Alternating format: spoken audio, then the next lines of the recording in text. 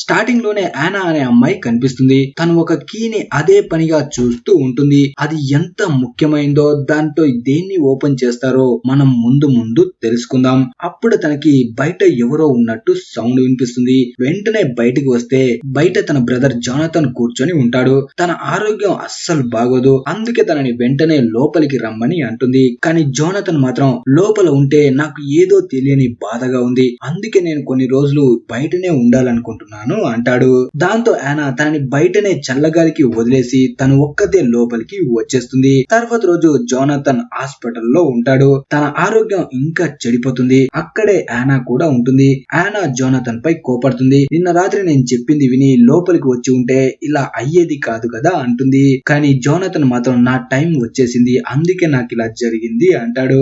ఆలోపు ఒక లేడీ వస్తుంది. తను లాయర్ అయి ఉంటుంది. జోనాథన్ తను చనిపోయిన తర్వాత తన సిస్టర్ కి ఎలాంటి సమస్యలు రాకూడదని, తనకి ట్రీట్మెంట్ లేకపోయినా పర్వాలేదు కానీ ఉన్న మొత్తం ఆస్తిని యానా పేరు మీద చెయ్యాలి అనుకుంటాడు. కానీ యానా మాత్రం ఇప్పుడు ఇదంతా ఎందుకు అంటుంది. అయినా జోనాథన్ మాత్రం ఎలాగోలా యానాని ఒప్పిస్తాడు. అంతలో డాన్ అనే డెలివరీ కుర్రాడు వస్తాడు. తన చేతిలో చాలా ఫుడ్ ప్యాకెట్స్ ఉంటాయి. తర్వాత రోజు యానా మొత్తం తన బ్రదర్ తోనే కలిసి ఉంటుంది. డాక్టర్స్ చెప్పి ఉంటారు ఈ ఒక్కరోజు మాత్రమే తను ప్రాణాలతో ఉంటాడు అని. అలా డాక్టర్స్ చెప్పినట్టే అవుతుంది. అదే రోజు రాత్రి జోనాథన్ చనిపోతాడు. ఇక యానా ఒంటరిగా మిగిలిపోతుంది. ఈ ప్రపంచంలో తన కోసం ఉన్న ఒకే ఒక్కరు శాశ్వతంగా వెళ్లిపోయారు. తర్వాత రోజు ఒంటరిగా ఉన్న యానా దగ్గరికి డాన్ వస్తాడు. తనంటాడు ఏదైతే జరగాలని రాసి ఉందో అదే జరిగింది, దాన్ని మనం ఎట్టి పరిస్థితుల్లో మార్చలేం, కానీ నువ్వు నీ బాధని మర్చిపోవాలంటే ఈ ప్లేస్ నుంచి దూరంగా వెళ్లిపో. నేను ఇక్కడ నుంచి వెళ్లిపోవాలి అనుకుంటున్నాను, కానీ నా దగ్గర అన్ని పైసలు లేవు, నీ దగ్గర మస్తు పైసలున్నాయి కదా, నువ్వు ఎక్కడికైనా వెళ్లిపోయి హ్యాపీగా ఉండొచ్చు అంటాడు. అప్పుడే ఆయన లోపలికి వెళ్లి బ్యాగ్ లో పైసలు తీసుకువచ్చి డాన్ కి ఇచ్చి ఇదిగో ఈ పైసలు తీసుకొని ఎక్కడికైనా వెళ్లిపో అంటుంది. కానీ డాన్ మాత్రం ఆ పైసల్ని తీసుకోడు. అప్పుడే యానా అంటుంది నేను నా ఇంటిని వదిలి ఎక్కడికి వెళ్ళలేను అని.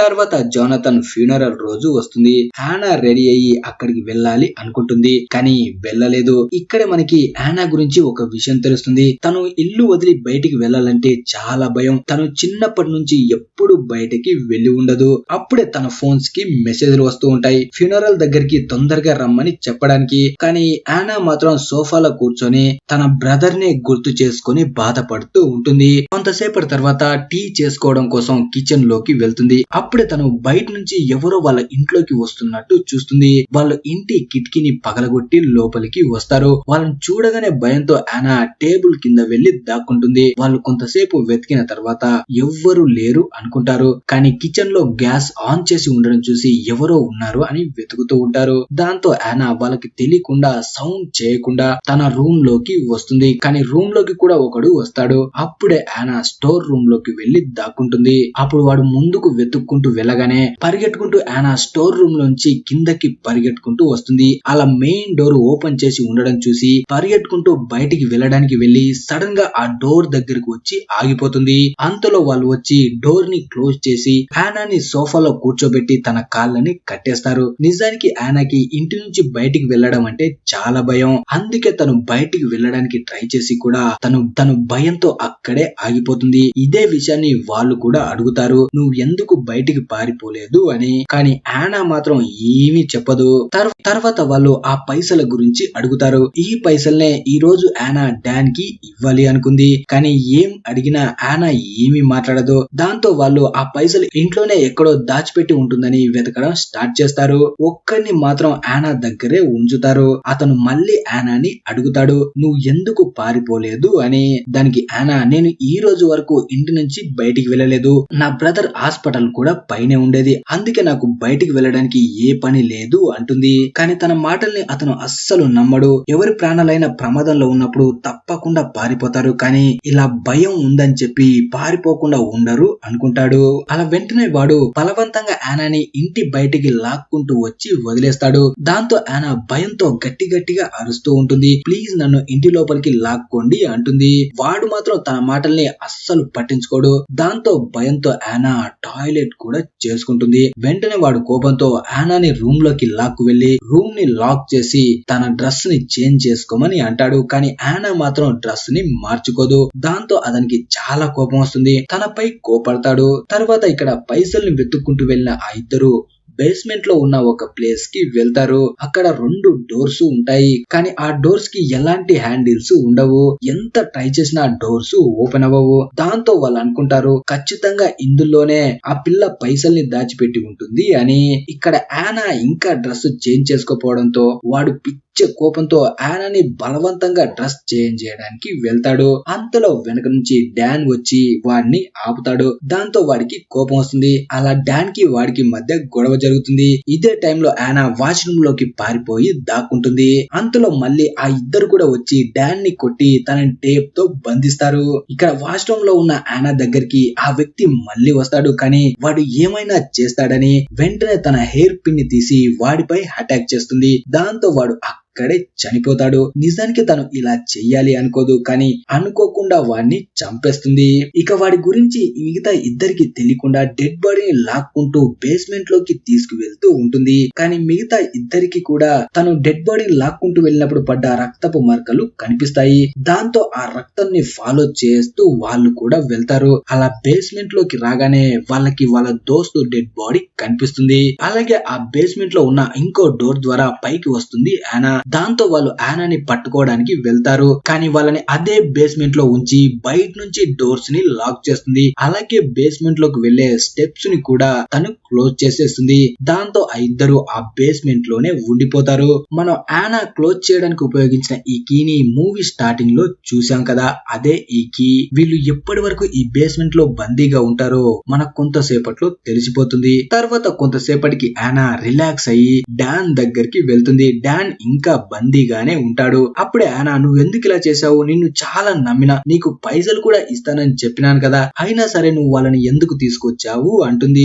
దానికి డాన్ నన్ను క్షమించు, అందులో ఒక్కడు మాత్రమే నా దోస్తు, మిగతా ఇద్దరు ఎవరో కూడా నాకు తెలీదు, అయినా వాళ్ళకి నీ పైసల గురించి కాదు నీ గురించి మాత్రమే చెప్పాను అంటాడు. ఆ మాట వినగానే యానాకి మండిపోతుంది. వెంటనే వాడి 2 వేళ్ళని నరికి లాక్కుంటూ బేస్మెంట్ దగ్గరికి తీసుకువచ్చి పైనుంచి ఆ ఇద్దరిని బంధించి ఉన్న బేస్మెంట్ రూమ్ లోకి తోసేస్తుంది.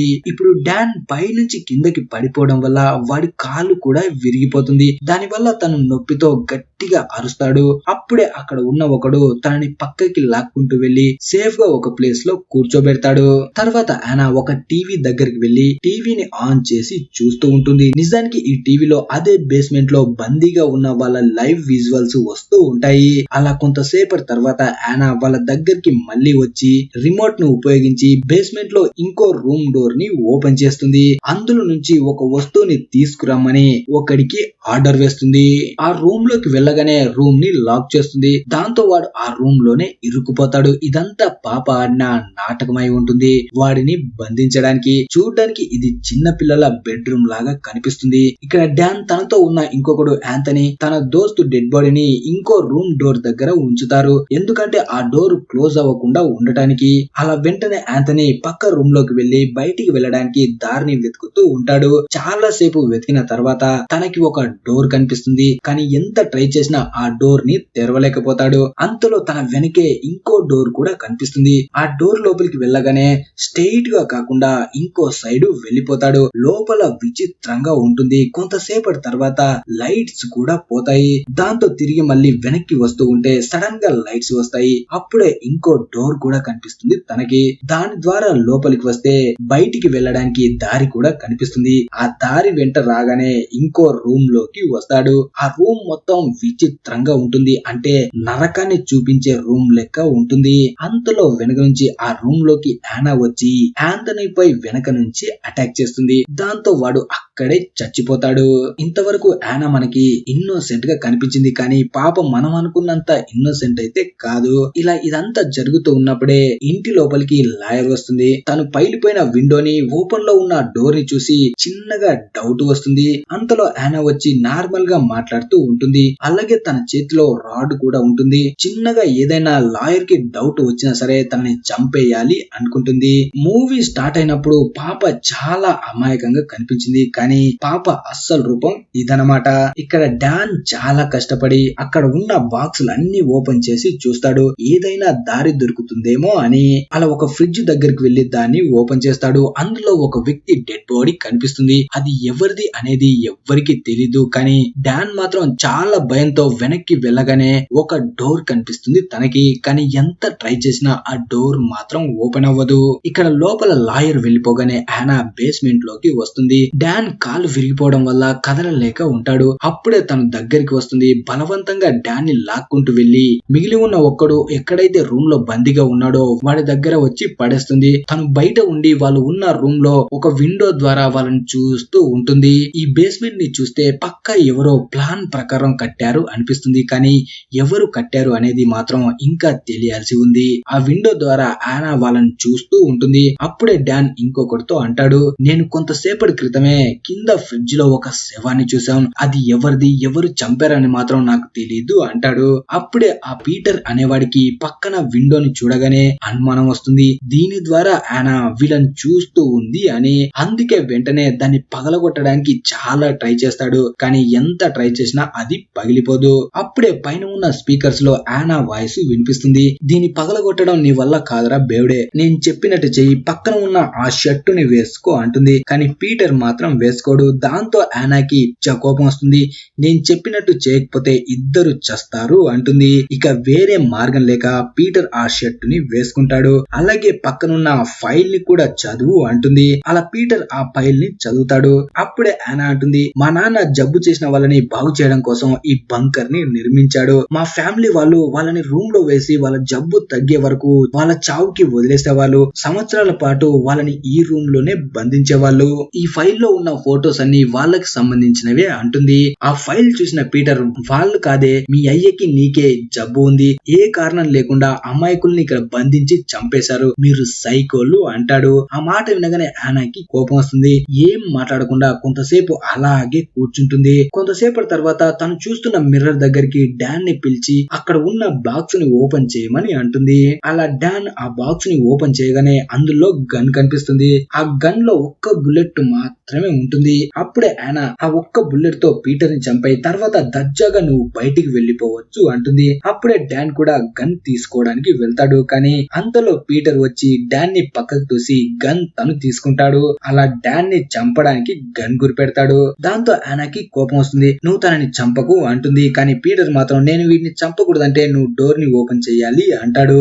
దాంతో యానాకి ఇక వేరే మార్గం లేక ఆ డోర్ ని ఓపెన్ చేస్తుంది. అప్పుడు పీటర్ డాన్ బయటికి వస్తారు. అలాగే పీటర్ తనతో పాటు తన దోస్తు శవాన్ని కూడా బయటికి తీసుకువస్తాడు. అలాగే పీటర్ ఆ ప్లేస్ మొత్తాన్ని తగలబెట్టడానికి ట్రై చేస్తూ ఉంటాడు. అప్పుడే యానా తన ముందుకి వస్తుంది. దాంతో మనోడికి పిచ్చ కోపం వచ్చి యానాని చంపడానికి వెళ్తాడు. యానాని పిచ్చ కొడుతూ ఉంటాడు. అప్పుడే డాన్ తనని ఆపడానికి ట్రై చేస్తాడు, కానీ పీటర్ మాత్రం డాన్ ను కూడా కొట్టి యానా గొంతు పట్టుకొని నవ్వుతూ ఉంటాడు. ఇక యానా పైన అయిపోయింది అనుకునే టైం కి పక్కన తను దాచిపెట్టిన గన్ యానాకి దొరుకుతుంది. దాంతో పీటర్ ని చంపేస్తుంది. ఇలా వాళ్ళ ఇంటికి వచ్చిన ముగ్గురు చచ్చిపోతారు. డాన్ ని మాత్రం అక్కడ నుంచి వెళ్లిపోమని అంటుంది. తను మాత్రం అక్కడే కూర్చొని ఉంటుంది. వాళ్ళ నాన్న చనిపోయిన దగ్గర నుంచి ఇప్పటి వరకు తను ఎప్పుడు ఇంటి బయటికి వెళ్ళలేదు. యానా ఫస్ట్ టైం బయటకి అడుగు పెడుతుంది. బయటికి రాగానే మొత్తం ఇంటిని తగలబెడుతుంది. తనకి ఇక నుంచి ఈ కొత్త ఇంటితో పని లేదు, తన కొత్త లైఫ్ ని స్టార్ట్ చేయాలి అనుకుంటుంది. అలా యానా అక్కడ నుంచి వెళ్లిపోగానే మూవీ ముగుస్తుంది. మరి ఈ మూవీ మీకు ఎలా అనిపించిందో కింద కామెంట్ చేయండి. అలాగే వీడియో నచ్చితే వీడియోని లైక్ చేసి ఛానల్ ని సబ్స్క్రైబ్ చేసుకొని పక్కనున్న బెల్ ఐకాన్ ని ఆన్ చేసి పెట్టండి. Thanks for watching.